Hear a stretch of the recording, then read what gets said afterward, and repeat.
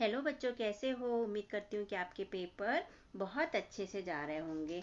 तो बच्चों, यहाँ पर हम कक्षा 5वीं का विषय हिंदी परीक्षा 2024-25 वार्षिक परीक्षा के प्रश्नों को हल करके देखने वाले हैं। आप मैच कर लीजिएगा अपने सही विकल्प और खाली स्थान, जिससे कि आपको पता चल पाए कि आपके नंबर 10 में से आपको कितने मिले हैं। यहाँ प्रत्येक प्रश्न पे 1 नंबर है बच्चों, तो 5 आ जाएंगे आपके सही विकल्प पे और 5 आ जाएंगे आपके खाली स्थान पे। तो ये हो जाते हैं टोटल 10 नंबर के प्रश्न। आप 10 नंबर में से मिला लीजिएगा कि आपको कितने नंबर मिलने वाले हैं। ठीक है, तो हम हल करके देखते हैं।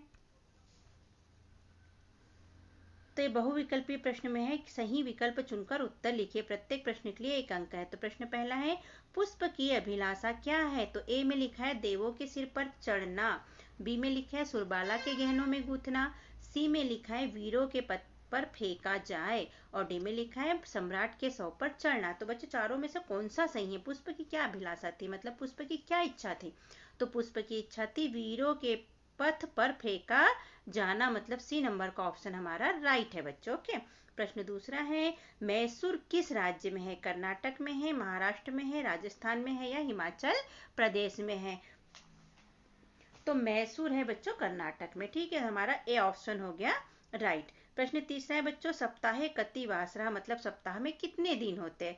तो ए में लिखा है चतवारह, मतलब 4, बी में लिखा है पंच यानी 5, सप्त यानी 7 सी में, और डी में लिखा है अष्ट यानी 8। तो सप्ताह में कितने दिन होते हैं बच्चों, 7 दिन होते हैं। तो हमारा सी वाला ऑप्शन राइट हुआ। ठीक है, तो इस तरह आप प्रश्न के उत्तर मिलाइए बच्चों और देख लीजिए कि आपको कितने नंबर मिल रहे हैं 10 में से। ओके, तो देख लेते हैं। चौथा, झांसी के बाद आजाद ने अपने छिपने का ठिकाना कहाँ बनाया था। इलाहाबाद के निकट, ओरछा के निकट, सी में लिखा है वाराणसी के निकट और डी में लिखा है झाबुआ के निकट। तो झांसी में छिपने के बाद आजाद जी ने अपने छिपने का ठिकाना कहाँ बनाया था बच्चों, पाठ में आपने पढ़ा है। कहाँ बनाया था, ओरछा के निकट। तो हमारा बी वाला ऑप्शन राइट है बच्चों। अगर आपने बी लिखा है तो वो सही है। ठीक है, अब प्रश्न 5वां है बच्चों, त्रिव शब्द का विलोम क्या होगा। विलोम, विलोम यानी आप जानते हैं, हमने क्लासरूम में पढ़ा है उल्टा। तो त्रिव यानी बहुत तेज। तो देख लेते हैं, ए में लिखा है तीखा, बी में लिखा है तीर, सी में लिखा है मंद और डी में लिखा है तेज। तो तीखा यानी तो खाने की चीज तीखी लगती है, तीर यानी तीर हो जाती है, मंद यानी धीमा हो जाता है और तेज यानी बहुत तेज हो जाता है, जल्दी हो जाता। तो त्रिव का विलोम लिखना है तो ये तो विलोम नहीं हुआ, तो ये नहीं हो सकता, तीखा भी नहीं हो सकता, तीर भी नहीं हो सकता, मंद यानी कि धीमी गति से। तो सी वाला ऑप्शन हमारा राइट हुआ बच्चों। तो इस तरह सही विकल्प को ढूंढना होता है बच्चों। तो 5वें का कौन सा सही हो गया बच्चों, हमारा मंद वाला सी ऑप्शन। ओके, तो एक बार फिर से देख लेते हैं सारे ऑप्शन। तो पहले का है बच्चों वीरों के पद पर फेंका जाना, दूसरे का है कर्नाटक, तीसरे का है सप्त, चौथे का है ओरछा के निकट और 5वें का है मंद सी। ठीक है, तो ये हमारे सही ऑप्शन हुए बच्चों। अब रिक्त स्थान देख लेते हैं। 6 से लेके 10 प्रश्न तक ये पूरे रिक्त स्थान है बच्चों। निर्देश में दिए गए रिक्त स्थान की पूर्ति कीजिए। प्रत्येक प्रश्न के लिए 1 अंक है। ठीक है, ये 1-1 अंक है यहाँ पर। तो प्रश्न 6 है, हवा से हमें खालिस्तान प्राप्त होता है। तो हवा से हमें क्या प्राप्त होता है बच्चों, कविता में पढ़ा है हमने कि हवा से हमें क्या प्राप्त होता है। तो हवा से हमें प्राप्त होता है नया जीवन। क्या प्राप्त होता है, नया जीवन। तो आपने ये भरना चाहिए था। प्रश्न 7वां है बच्चों, रानी अवंतीबाई खालिस्तान का नित्य पाठ करती थी। किस चीज का करती थी बच्चों, हमने पाठ में पढ़ा था। तो रानी अवंतीबाई नित्य आल्हा का, आल्हा और रामचरितमानस का पाठ करती थी। किसका, रामचरितमानस का पाठ करती थी। ठीक है बच्चों, तो ये आपको लिखना चाहिए था। प्रश्न 8वें में लिखा है, पुंडलिक का चरित्र खालिस्तान का आदर्श सामने रखता है। तो पुंडलिक का चरित्र क्या सामने रखता है बच्चों, तो हम यहाँ पर लिख देंगे फल और त्याग।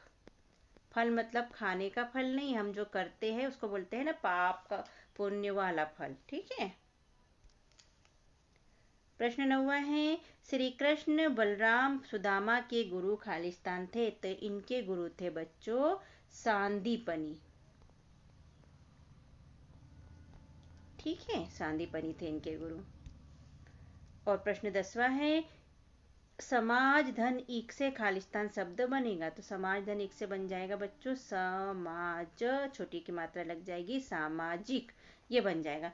तो ये सब खालिस्तान में आने चाहिए थे बच्चों, तो क्या आपने भरे हैं? आप देख लीजिए आपको इसमें से 10 में से कितने नंबर मिलने वाले हैं, आपके कौन कौन से सही है। ठीक है, आगे बच्चों अति लघुत्तरीय प्रश्न, निर्देश से नीचे दिए गए प्रश्नों के उत्तर एक शब्द वाक्य में लिखे, प्रत्येक प्रश्न के लिए 2 अंक निर्धारित है। यहाँ पर सारे प्रश्नों के लिए 2-2 अंक है बच्चों, तो इनके उत्तर आप अपनी 8th ग्रेड अभ्यास पुस्तिका में मिला लीजिएगा बच्चों कि आपने क्या लिखा है और उसमें क्या है। ठीक है,